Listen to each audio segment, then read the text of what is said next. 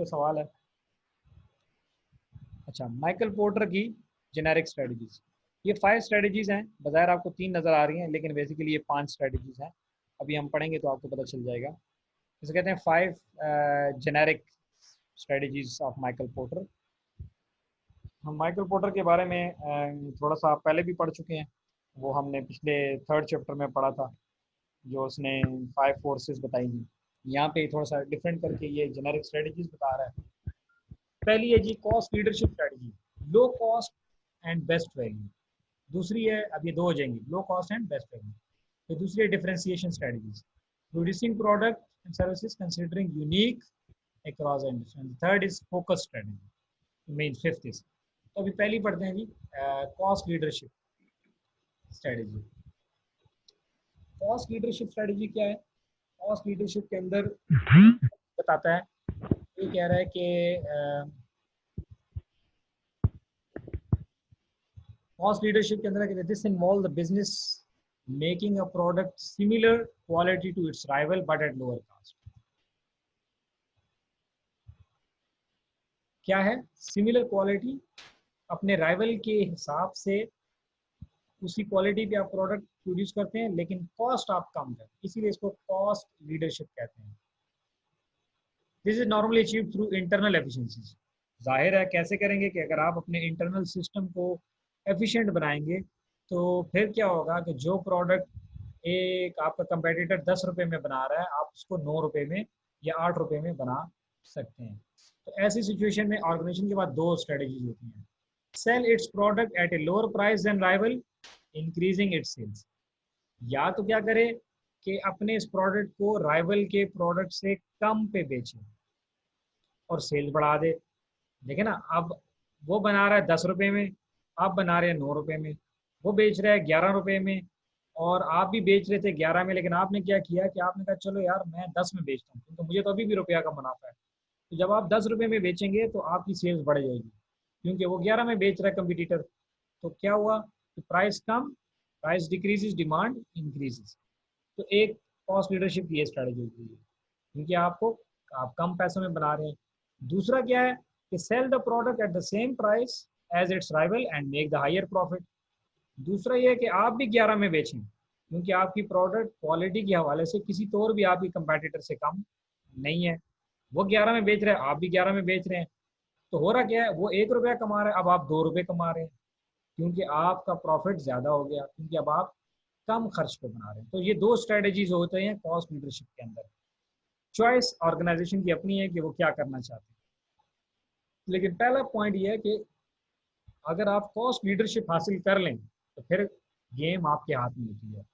चाहे तो कम पे बेचकर ज़्यादा सेल्स करा लें, उस सूरत में भी आपको मुनाफा ही होगा, क्योंकि सेल्स बढ़ जाएगी तो मुनाफा ज़्यादा हो जाएगा। और दूसरी सूरत ये है कि प्राइस कम ना करें, कंपटीटर के बराबर बराबर चार्ज करें, लेकिन अब आपका मुनाफा पर यूनिट ज़्यादा हो गया है, तो इस तरह भी आपको फायदा हो रहा है। केसीओ की एग्जांपल दी हुई है। केसीओ वाले कॉस्ट लीडरशिप है, वो क्या कहते हैं, 1 बिलियन से ज़्यादा पॉकेट कैलकुलेटर वो बेचते हैं। Its calculator are not of inferior quality, but has organized its operation to minimize the production cost, such as mass manufacturing, etc. अब कैसीओ आप देखें, जो भी कैलकुलेटर जब आप लेने जाते हैं तो आपको केसीओ नजर आएगा, और केसीओ का कैलकुलेटर कोई बेकार कैलकुलेटर नहीं है, अच्छा कैलकुलेटर। अच्छा, इस यहाँ पे एक बात ये बता दूं कि एक तो वो जो आपको वो फुटपाथ पे मिलता है ना, उसमें भी केसीओ लिखा होता है। तो 100 रुपये का, 200 रुपये का कैलकुलेटर। असल जो आपको मार्केट में दुकान पे जो अच्छा कैलकुलेटर मिल जाएगा ना, अच्छी किसी शॉप पे, वो 800 900 1000 रुपये का नॉर्मल कैलकुलेटर होता है साइंटिफिक। उसी क्वालिटी का कैलकुलेटर आप किसी दूसरी कंपनी का खरीदेंगे तो वो महंगा मिलेगा। तो केसीओ क्या करता है, सस्ते कैलकुलेटर बेचता है, तो उसकी क्या हो रही है, उसकी सेल्स बढ़ रही है। यानी केसीओ वाले ने पहली वाली क्या की है, स्ट्रेटजी अपनाई हुई है कि वो चूंकि कॉस्ट उन्होंने इतनी मिनिमम कर ली है, अपने सिस्टम को इतना बेहतरीन करके एफिशिएंसी इतनी बढ़ा दी है, तो उससे उनको क्या हुआ, सेल्स बढ़ गई। नेक्स्ट इसमें है डिफरेंशिएशन। सेकंड पॉइंट का मैंने बताया कि आप ये कर सकते हैं कि आप उसी प्राइस पे रहें, आप कम ना करें। लेकिन आप देखिए, मिसाल के तौर पे पेप्सी और कोक है, दोनों की नॉर्मल प्राइस एक जितनी होती है, लेकिन फर्ज कर लेते हैं कि कोक जो है वो सस्ती प्रोड्यूस कर रही है, चीज़ें पेप्सी के बनस्बत, ठीक है, मिसाल ले लेते हैं, तो फिर क्या होगा, कोक को ज़्यादा फायदा हो जाएगा, क्योंकि अब एक कंज्यूमर है वो देख रहा है कि यार कोक भी 100 रुपये का 1.5 लीटर मिल रहा है, पेप्सी भी 100 रुपये का 1.5 लीटर मिल रहा है, उसके लिए दोनों बराबर हो जाते हैं, सिवाय ब्रांड लॉयल्टी वालों के। ब्रांड लॉयल्टी वाले एक अलग लोग हैं, लेकिन आम जो कॉमन लोग खरीदते हैं चीज़ें, तो वो क्या करते हैं, वो कहते हैं यार ये भी 100 का मिल रहा है, वो भी 100 का मिल रहा है, तो कोई भी खरीद लेंगे। तो उससे क्या होता है, फिर कंपनी को प्रॉफिट होता है, क्योंकि एक जो है वो 90 रुपीज़ में प्रोड्यूस करके 100 में बेच रही है, और दूसरी 80 रुपीज़ में प्रोड्यूस करके 100 में बेच रही हो, तो फिर 80 वाले को ज़्यादा प्रॉफिट हो जाएगा। तो कंपनी पे ये कंपनी तब कर सकती है कि जब वो कॉस्ट कम कर ले, तो फिर वो उसके बाद दोनों ऑप्शन होते हैं, चाहे तो प्राइस भी कम कर दे, सेल्स बढ़ा ले, और चाहे तो प्राइस उतनी ही रखे कंपटीटर के बराबर, और लेकिन प्रॉफिट मार्जिन उसका फिर बढ़ जाएगा।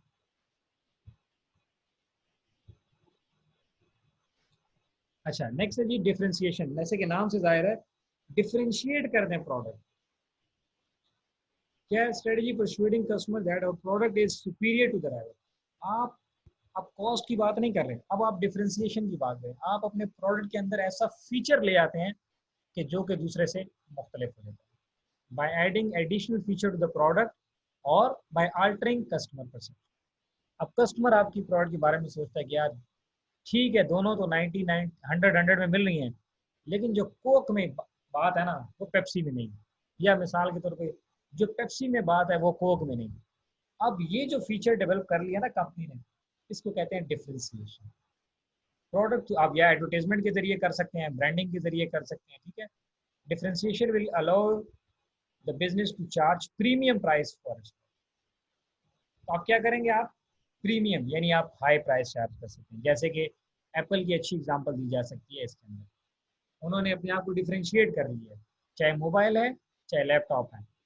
अब एप्पल जो लैपटॉप यूज़ करता है, वो ये नहीं कहता कि यार मेरा लैपटॉप ज़रा पकड़ाना, वो कहता है यार ज़रा मेरा मैकबुक पकड़ाना। समझ आ रही है ना, यार ये मेरा मैकबुक देखो ज़रा। वो कभी अब आप कहेंगे तो आप कहेंगे यार ये लैपटॉप देना, ये लैपटॉप पकड़ाना, ये मेरा लैपटॉप है। वो कभी ये नहीं कहेगा, वो यही कहेगा यार ज़रा मेरा मैकबुक, या और जो भी उसकी प्रोडक्ट्स हैं, ठीक है ना। फ़ोन भी हो तो आप कहते हैं यार यार मेरा फ़ोन देखना ज़रा, वही कहेगा यार मेरा आईफोन पड़ा हुआ था यहाँ पे, यार मेरा आईफोन कहाँ पे गया, आईफोन कहाँ गया, ये आईफोन पकड़ाना ज़रा। So this is called perception, क्योंकि कस्टमर का परसेप्शन चेंज कर दिया उन्होंने। अब ब्रिटिश एयरवेज क्या है, मल्टी नेशनल एयरलाइन है, it has adopted a differentiation approach by offering passenger A high quality experience.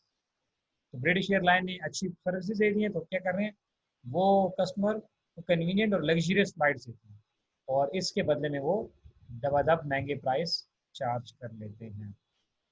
इतना लंबा खत किसने लिखा है? S Pen is Samsung Note phone. People are addicted to it and will buy it no matter how expensive it is. I was having a hard time shifting to Vivo and to the same exactly. आप इस example को coat कर सकते हैं बाकी दोस्तों के लिए, ठीक है। तो मकसद वही है कि आप इतना डिफरेंशिएट कर लें अपने आप को कि लोग कहें यार हाँ हम इसको पे करते हैं। आप देखिए जब डेगू स्टार्ट में आई थी, तो उसका किराया कम से कम 3 गुना था आम बस से, लेकिन उसने अपने आप को इतना डिफरेंशिएट कर लिया कि सबसे पहले तो उन्होंने कॉन्सेप्ट दिया कि यार बस के अंदर एक खातून कंडक्टर होगी, मतलब लोगों को जहन में कंडक्टर के जहन में ले रहे थे। और फिर एयर बस है, और फिर मतलब है इसमें एसी है, और फिर जब जिस डेस्टिनेशन पे जाके रुकेगी दरमियान में नहीं रुकेगी, that makes it difference and people are willing to pay, right. And the last is focus. Focus क्या है, वो कहते हैं यार, इसे कहते हैं, एक वर्ड यूज करते हैं मार्केटिंग के अंदर, नीश, NICHE, नीश। आप में से कुछ लोगों ने सुना होगा ये लफ्ज़, मार्केटिंग नीश का। पोर्टर कहते हैं कि यार आप स्पेसिफिक सेगमेंट को ढूंढ लें जिसको आप हिट करना चाहते हैं, और फिर उसको आप जो है अपनी प्रोडक्ट उसी के हिसाब से डिज़ाइन करें और उसी के हिसाब से बेचें। तो कहते हैं this involves aiming at a segment of the market rather than market as a whole. Generally सबको ना बेचें, खास कर लें प्रोडक्ट किसके लिए आपने डिज़ाइन किया।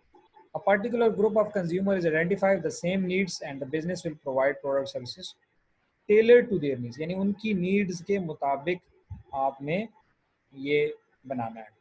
अब एग्जांपल आपको नीचे जो नज़र आ रही है, बड़ी मज़ेदार एग्जांपल है। वो कहता है यार सैगा जो है ये एक इंश्योरेंस कंपनी है, ठीक है। हैज वो कहते हैं the range of the product and services that are tailored to the customer over. अच्छा, आपको पता होगा जो इंश्योरेंस कंपनीज होती हैं ना, ये आम तौर पर यंग बंदों को टारगेट करती हैं, क्योंकि इन्होंने 15 साल का 20 साल का प्लान आपसे करना होता है। तो ये यंग बंदे के पास आती हैं जिसकी अभी नई नई शादी हुई है या होने वाली है, तो वो क्या कहते हैं, अगर नई शादी हुई हुई है तो उससे कहते हैं कि यार अभी आप देखें आपके बच्चे हैं, तो ये अगर 15 साल के बाद 20 साल के बाद ये कॉलेज जाएंगे तो इनको इतने पैसे चाहिए होंगे हायर स्टडीज़ के लिए, तो आप एजुकेशन इंश्योरेंस ले। या ये कहेंगे थोड़े एजड बंदे के पास जाएंगे तो कहेंगे यार देखें आप आपके जब 15 साल के बाद आपकी बेटी या बेटा वो शादी के काबिल हो जाएगा तो फिर उसकी शादी करनी होगी, फिर आपको 20 लाखों रुपए चाहिए होंगे, अभी से इंश्योरेंस करा लें। यानी इस किस्म की चीज़ें आपको मतलब कि 15 साल के बाद 20 साल के बाद आपको 25 लाख 30 लाख 40 लाख इतने पैसे मिलेंगे, तो आप तो बंदा कहता है यार वाकई ये तो फिर चलो बस अभी क्या है, महीने के 20,000 रुपये हैं या महीने के 5,000 हैं 2,000 हैं जितने भी हैं, तो बस अभी से दिया करूँगा बस। और बस क्या है, मेरी जॉब तो लगी हुई है बस, और कल को 10 साल बाद जब 15 साल बाद मेरा बेटा मेरी बेटी उस हायर स्टडीज़ के लिए जाएगी, एजुकेशन के लिए जाएगी, तो फिर मैं करूँ। तो आम तौर पर ये यंग बंदों को टारगेट करते हैं, 20 25 30 साल 35 साल 40 साल, इससे ज़्यादा नहीं। 50 और 60 साल वाले बंदे को ये टारगेट आमतौर पर नहीं करते। सैगा कंपनी ने क्या किया, सैगा ने कहा जी हम तो टारगेट ही 50 साल वाले बंदों को करेंगे। उन्होंने मार्केट आइडेंटिफाई कर ली कि यार ये वो नेग्लेक्टेड पोर्शन है जिसको कोई टारगेट नहीं करता, और उनकी डिज़ाइन की हुई उन्होंने सर्विसेज डिज़ाइन की। कैसे? उन्होंने कहा यार आप हमें पैसे दो, 10 साल के बाद आपकी सेहत ख़राब हो जानी है तो आपको हम इतने पैसे देंगे, इतने देंगे। इसी तरह आपको घर से निकाल दिया जाएगा वगैरह वगैरह, और आपको बोर्डिंग हाउस में डाला जाएगा, तो आप 15 साल के बाद आपको इतने पैसे हम दे देंगे कि आप अपना काम चला सकें। और सैगा जो है उसने ये टारगेट किया और उनकी हिसाब से प्रोडक्ट डिज़ाइन की और बेहतरीन उन्होंने बिजनेस हासिल। तो ये है फोकस। तो जो कंपनी फोकस कर लेती है ना, और यार हमने स्पेसिफिकली इन लोगों को बताना है। सैगा कोई एजुकेशन प्लान नहीं देती, कोई हेल्थ नहीं देती, इंश्योरेंस नहीं इस तरह से नहीं दे रही, मशीनरी वगैरह, और ये कि आपको बच्चों का स्कूल और फलां वो कुछ भी नहीं। वो कहते हैं यार 50 साल से जो काम है ना वो हमारा कस्टमर ही नहीं है, 50 साल से ऊपर का यानी बाबे हमारे कस्टमर है। यानी वो मार्केट की लॉर्ड जिसको आम इंश्योरेंस कंपनी ने छोड़ा हुआ था, इन्होंने उसको पकड़ लिया और they are earning hell lot of money, right. So the कहने का मकसद ये है कि जो कंपनियां फोकस कर लेती हैं किसी एक स्पेसिफिक मार्केट के ऊपर, सेगमेंट के ऊपर, मार्केट पे नहीं, मार्केट के सेगमेंट पे यानी पोर्शन पे, तो वो कामयाब हो जाती है। तो ये है जी फोकस।